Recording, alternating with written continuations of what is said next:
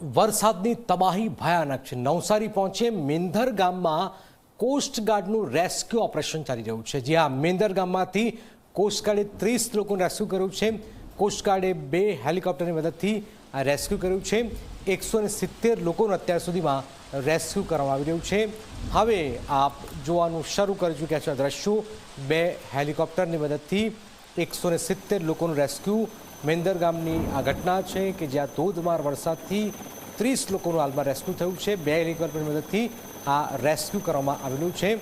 અત્યાર સુધીમાં 170 લોકોનું ટોટલ રેસ્ક્યુ કરવામાં આવેલું છે। મેંદરમાંથી આ તમામે તમામ જે 170 લોકો છે એમનું રેસ્ક્યુ કરવામાં આવેલું છે। મેંદર ગામનું આ રેસ્ક્યુ ઓપરેશન આપ જોઈ રહ્યા છો।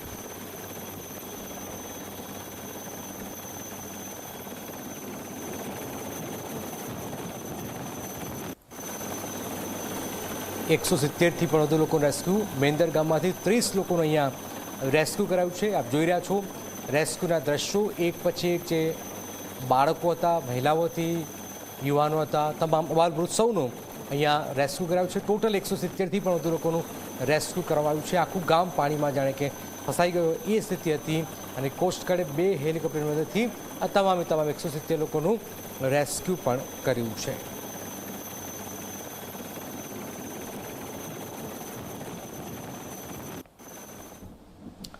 નવસારીમાં સારી ખુર્દમાં એનડીઆરએફનું રેસ્ક્યુ ઓપરેશન છે। પાણીમાં ફસાયેલા 120 લોકોનું રેસ્ક્યુ ઓપરેશન કરાયું છે।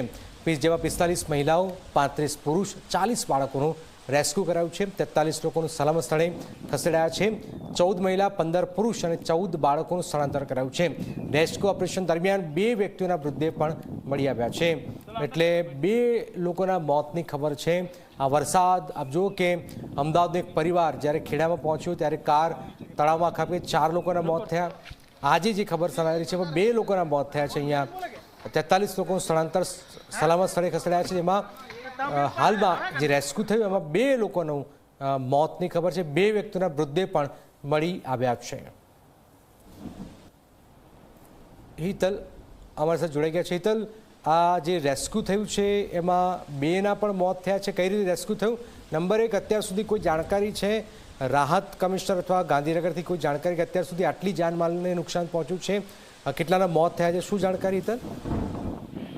જી ચોક્કસ જનક એવું કહી શકાય કે જે પ્રકારનો ઘટનાક્રમ સર્જાયો છે એમાં સૌથી અત્યારે મહત્વની બાબત એ છે કે રેસ્ક્યુ કરવાની કામગીરી સરકારે પ્રાથમિકતા આપી છે અને એ અંતર્ગત એનડીઆરએફની ટીમ દ્વારા અલગ અલગ જગ્યાએથી રેસ્ક્યુ કરવામાં આવી રહ્યા છે। સ્વાભાવિક છે કે જે પ્રકારે અત્યારે રેસ્ક્યુની કામગીરી નવસારીમાં ખાસ કરીને ચાલી રહી છે એ અંતર્ગત 120 લોકોને રેસ્ક્યુ કરવામાં આવ્યા છે અને જેમાં 14 મહિલાઓ અને 15 પુરુષો છે, જ્યારે 14 બાળકોનો પણ સમાવેશ કરવામાં આવ્યો છે। સ્વાભાવિક છે કે જે પ્રકારે એ વખતે જ્યારે પાણીમાંથી 2 બોડી નીકળી છે, એક સવિતાબેન નામની બોડી છે અને હરેશભાઈના નામની પણ બોડી છે અને બંનેની ઉંમર ક્યાંક ને ક્યાંક જોવા જઈએ તો 65 થી 70 વર્ષની જોવા મળી રહી છે।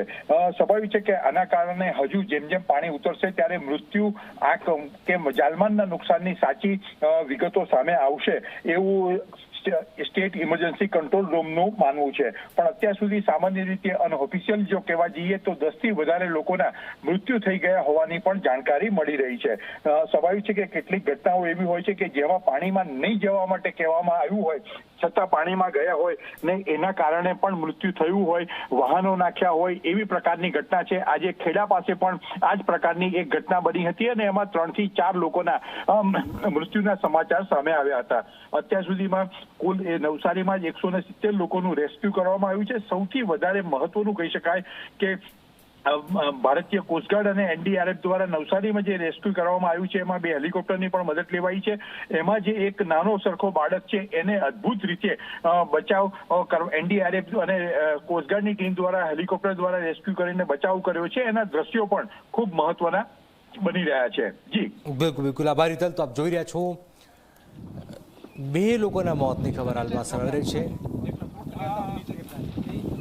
रुको ये 2-4 है इधर